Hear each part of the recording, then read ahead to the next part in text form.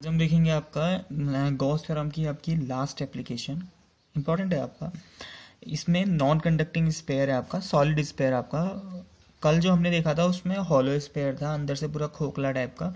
अभी जो है वो पूरा भरा हुआ है, साथ में नॉन कंडक्टिंग मटेरियल है आपका। ठीक है, तो नॉन कंडक्टिंग मटेरियल मतलब ऐसा, अगर आप उसमें चार्ज दोगे तो वो होली स्प्रेड हो जाएगा, अंदर बाहर हर जगह क्या हो जाएगा, वो इक्वली स्प्रेड हो जाएगा। वाइल अगर नॉन कंडक्टिंग की जगह अगर ये ऐसा वर्ड आ जाए ना, यही टॉपिक हो लेकिन कंडक्टिंग स्पेयर है, मतलब कंडक्टिंग है और अंदर से पूरा सॉलिड है, तो वो एक्सप्रेशन कल के जैसा ही बन जाएगा। क्योंकि कंडक्टर्स में क्या होता है, चार्ज अंदर नहीं जाता है, बस सरफेस में रहता है ना आपका। तो वो वाला टॉपिक अगर खाली आपसे ये पूछे कि कंडक्टिंग की वजह से अगर पूछा है, तो जो पहले वाला टॉपिक किया था ना आपने, वही टॉपिक आप कर लोगे। जो कल वाला किया था आपने, जो प्रीवियस जो किया था हमने, वही वाला आप छाप दोगे अगर सेम आया आपका। सॉलिड स्पेयर बोल रखा है लेकिन कंडक्टिंग बोला है, नॉन कंडक्टिंग बोला है, तो हम जो अभी कर रहे हैं वो होगा आपका। तो मान लेते हैं आपका कोई स्पेयर है जिसका सेंटर ओ है, जिसकी रेडियस आर है, और उसको आपने कितना चार्ज दे रखा है, क्यू चार्ज दे रखा है। और चार्ज जब आपने दिया तो वो क्या हो रखा है, उसमें इक्वली स्प्रेड हो रखा है, और उसकी जो डेंसिटी है वो आ गई रो। क्योंकि पूरे वॉल्यूम में स्पेयर है, उसके आप क्या है, नॉन कंडक्टिंग, तो पूरे अंदर बाहर हर जगह आपका डिस्ट्रीब्यूट होगा। तो अंदर हर पॉइंट पर स्पेयर के हर पॉइंट पर डिस्ट्रीब्यूट होगा, तो पूरे वॉल्यूम में डिस्ट्रीब्यूट हो रहा है। तब हम यहाँ पर जो डेंसिटी लेंगे वो कौन सी वाली लेंगे, वॉल्यूम चार्ज डेंसिटी। तो मैं एक डायग्राम आपका बना लेता हूँ आपका। तो ये है मान लो कोई स्पेयर, तो जब आप इसमें चार्ज होगे तो ये क्या हो जाएगा, उसके अंदर होली एकदम इक्वली स्प्रेड, ये हो गया। तो हर जगह वो क्या हो जाएगा, इक्वली स्प्रेड हो जाएगा आपका। तो इसकी वॉल्यूम चार्ज डेंसिटी इतना।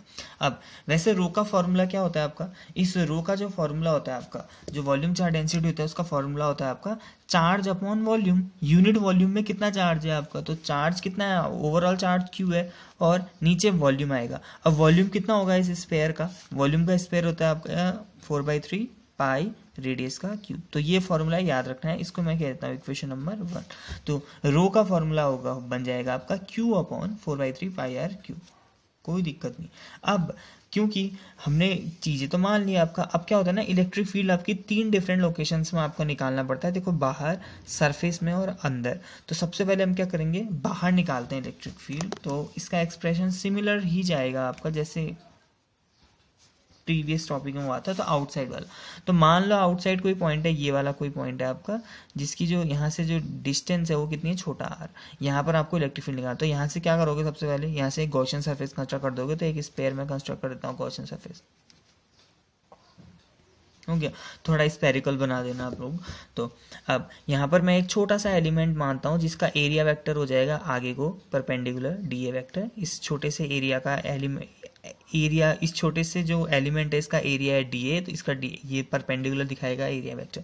अब ये प्लस चार्ज है स्पेरिकल, इससे जो इलेक्ट्रिक फील्ड निकलेगा वो परपेंडिकुलर बाहर को निकलेगा, ऐसे रेडियली बाहर को। तो यहाँ से इधर इस पॉइंट पे इलेक्ट्रिक फील्ड डायरेक्शन भी ऐसे ही है, ठीक है। तो ई और डी ए दोनों की डायरेक्शन सेम है। तो इस छोटे से एरिया से जाने वाला फ्लक्स या स्मॉल फ्लक्स वो कितना हो जाएगा, D phi is equal to, लिखना स्मॉल फ्लक्स फ्रॉम, यहाँ नाम भी देता हूँ चलो, पी पॉइंट हो गया, थ्रो पी, वो जाएगा आपका कितना, ई इंटू डी ए।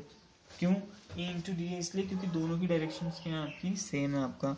अब इसके बाद जब स्मॉल फ्लक्स निकाल दिया तो आप क्या निकालोगे आप लोग, टोटल फ्लक्स, जो कितना आएगा, phi is equal to close integration E D A, और ई बाहर आया क्लोज इंटीग्रेशन डी ए, ठीक है। और इस क्लोज इंटीग्रेशन डी ए की वैल्यू कितनी होगी, इस स्फेरिकल सब में छोटा छोटा एलिमेंट जोड़ते जाओगे तो हो जाएगा आपका 4πr², ठीक है।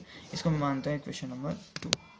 ने टोटल फ्लक्स निकाल दिया आपका। तो अब इसके बाद आप क्या करेंगे, आप लोगों का गॉस थ्योरम लगाना आपका। तो अकॉर्डिंग टू गॉस, तो गॉस क्या बोलता है, गॉस बोलता है जो टोटल फ्लक्स होता है वो क्या होता है, क्यू अपॉन एप्सिलॉन नॉट। तो इसको इक्वेशन नंबर 3, तो इन दोनों को इक्वल कर दोगे आपका, यहाँ भी फाई है यहाँ भी फाई, तो इक्वल कर दोगे तो ये आ जाएगा आपके पास E into 4πr² is equal to Q by epsilon naught, या फिर ई इज इक्वल टू, अच्छे से लिखेंगे तो ये सब सारी चीज़ें नीचे जाएंगी आपका, तो ये अच्छे से हो जाएगा 1/4πr² क्यू बाई r², ठीक है। तो कोई दिक्कत नहीं आपको। तो ये है आपका टोटल इलेक्ट्रिक फील्ड आउटसाइड, जो हमने कल भी सेम ऐसे ही एक्सप्रेशन किया था। अब सेकंड पार्ट है इसका, अगर हमें इसके सरफेस पर निकालना है तो एट द सरफेस,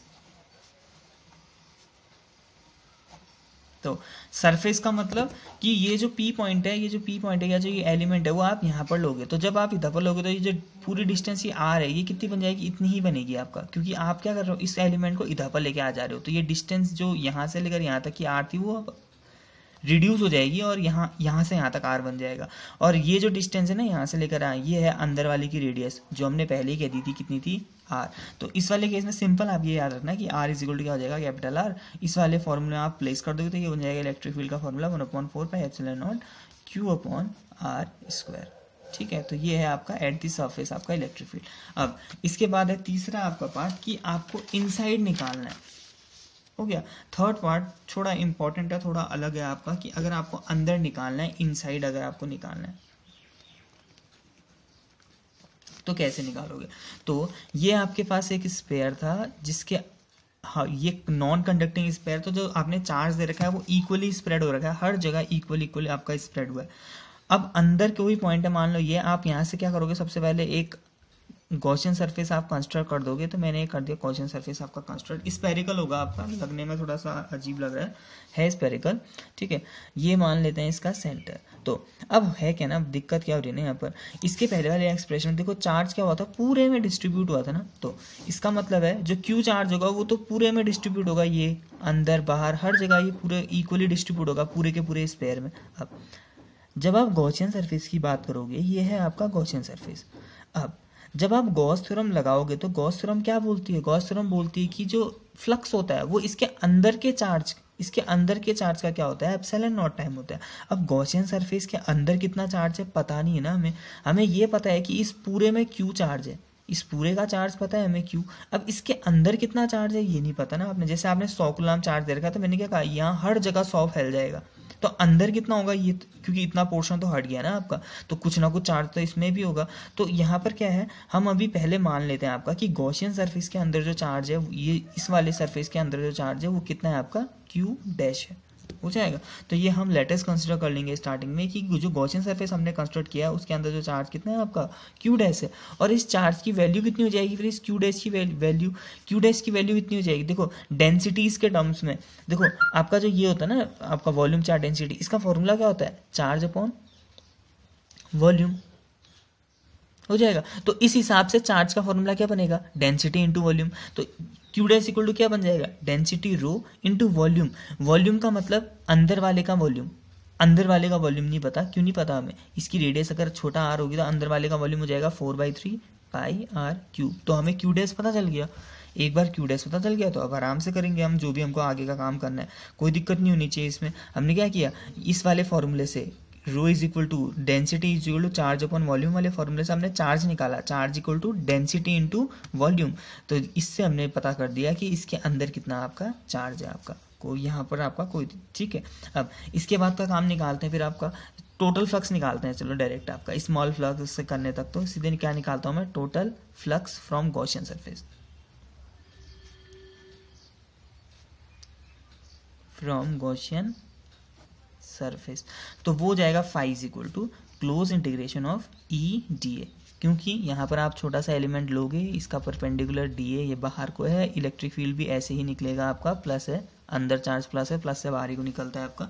तो ई डी ए जब इसको आप करोगे तो ये हो जाएगा E close integration D A. Close integration D A का मतलब इसको मिलाते रहोगे पूरा का पूरा, तो ये बन जाएगा 4 पाई आर स्क्वायर, मतलब सरफेस एरिया ऑफ, ठीक है। तो ये बन गया आपके पास, इसको इक्वेशन नंबर कितनी तक हो गई है आपकी, इक्वेशन नंबर 4 मान लेते हैं, हो जाएगा। अब इसके बाद क्या करोगे, गॉस थ्योरम में आएंगे, और गॉस थ्योरम के हिसाब से फाई इक्वल टू क्या होता है, Q upon epsilon not. Q का मतलब according to Gauss, phi is equal to charge upon epsilon not. कौन सा चार्ज होता है, जो चार्ज गॉसियन सरफेस के अंदर होता है, और गॉसियन सरफेस के अंदर जो चार्ज है वो कितना है, क्यू डैश। तो यहाँ से बन जाएगा Q dash upon epsilon not, equation number 5। Equation 4 और 5 से क्या बन जाएगा, 4 और 5 से ये बनेगा E into 4 pi r square equal to Q dash upon epsilon not. अब ये क्यू डैश यहाँ पर अच्छा नहीं लग रहा है, तो इस क्यू डैश की वैल्यू हम रख देते हैं। कहाँ से रखेंगे, क्यू डैश की वैल्यू देखो यहाँ पर निकाली थी, रख दो। तो ये क्या बनेगा, E into 4 pi r square equal to Q dash की वैल्यू, पहले 1 अपॉन एप्सिलॉन नॉट अलग कर दिया मैंने, और क्यू डैश की वैल्यू रखता हूँ। तो क्यू डैश की value rho 4/3 pi r Q. ठीक है, अब कुछ वैल्यूज़ हैं उनको काटना पड़ेगा आपका, कुछ चीज़ें हैं जो कट रही हैं आपका, जैसे 4 पाई आर स्क्वायर से ये इसकी पावर कट जाएगी, यहाँ 3 है वहाँ 2 है तो पावर कट गई, और कुछ कट रहा और नहीं। तो इलेक्ट्रिक फील्ड का फॉर्मूला आ जा रहा है आपके पास, यहाँ क्या बच रहा है 4 पाई कट गया, हाँ रो आर अपॉन 3 एप्सिलॉन नॉट, तो इतना कुछ है। ठीक है, तो ये हो गया आपका इलेक्ट्रिक फील्ड अंदर। अब इस फॉर्मूले को थोड़ा और इम्प्रूव हम कर सकते हैं, कैसे कर सकते हैं, इस रो की वैल्यू को प्लेस करके। रो की वैल्यू हमने बहुत स्टार्टिंग में निकाली थी ना ये वाली, अगर हम ये वाली रो की वैल्यू अगर हम इस यहाँ पर प्लेस कर देंगे आप लोगों का, तो एक नया फॉर्मूला आपका आएगा, तो वो भी निकाल देते हैं, वैसे उतनी ज़रूरत नहीं है उसकी। ठीक है, तो ये कितना होगा, Q upon 4/3 pi capital R cube, यहाँ से बनेगा आर अपॉन 3 एप्सिलॉन नॉट।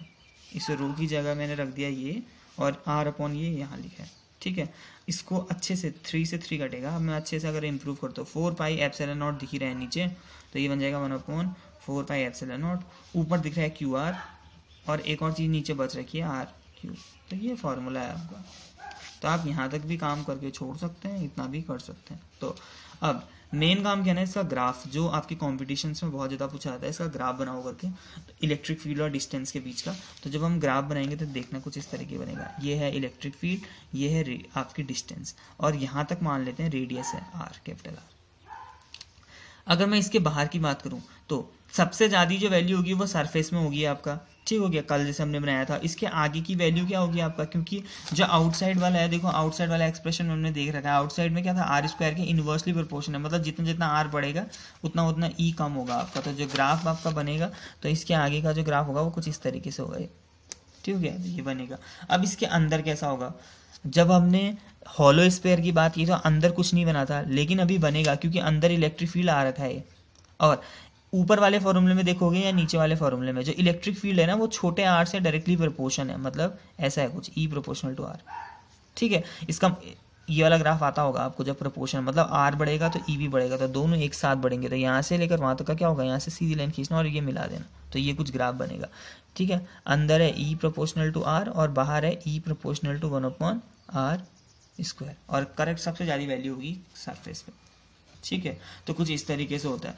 जैसे जैसे आप सरफेस से आगे को जाओगे तो इलेक्ट्रिक फील्ड बढ़ते रहेगा, फिर जैसे जैसे यहाँ से बाहर निकल गए तो इलेक्ट्रिक फील्ड लगातार कम होते रहेगा। ठीक है, तो ये कुछ आपका टॉपिक है।